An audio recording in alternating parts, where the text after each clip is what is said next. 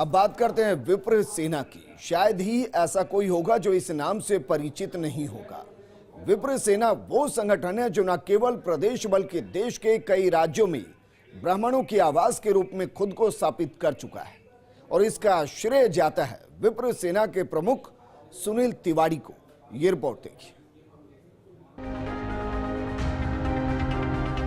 विप्र सेना प्रमुख का निवास बना पावर सेंटर, देश भर के नेताओं का लगा तांता। ब्राह्मणों की आवाज बन रही विप्र सेना, बढ़ चढ़कर युवा जुड़ रहे संगठन से।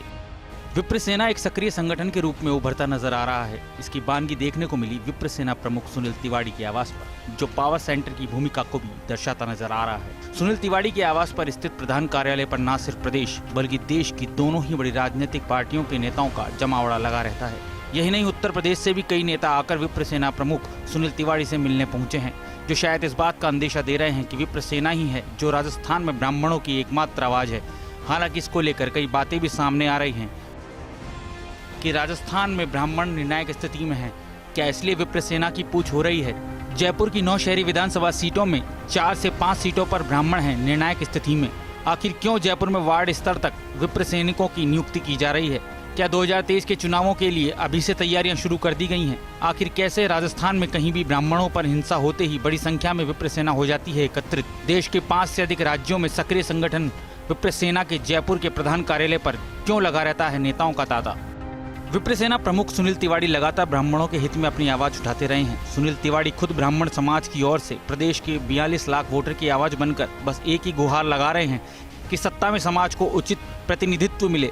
यही नहीं, उन्होंने ये सवाल भी उठाया कि राजस्थान के पहले 6 मुख्यमंत्रियों में से यदि 5 ब्राह्मण हो सकते हैं तो क्या कारण है कि 1980 से लेकर आज दिन 2022 तक एक भी ब्राह्मण को मुख्यमंत्री नहीं बनाया गया। प्रदेश में जहां 42 लाख वोटर ब्राह्मण समाज के हैं, तो वहां क्या मात्र 14-15 विधायकों से और 2-4 मंत्रियों से काम चलेगा?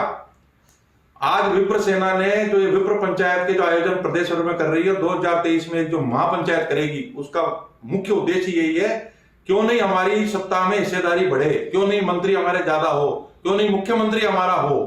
अगर 42 लाख हम हैं जो कम वोटर नहीं होते हैं, अगर हम लोग संगठित हुए, अगर हम लोग एक साथ होते हैं, तो सत्ता आपके द्वार पे खड़ी रहेगी। और सत्ता अगर ब्राह्मणों के हाथ में आती है तो ये जाति बड़ी न्यायप्रिय जाति है।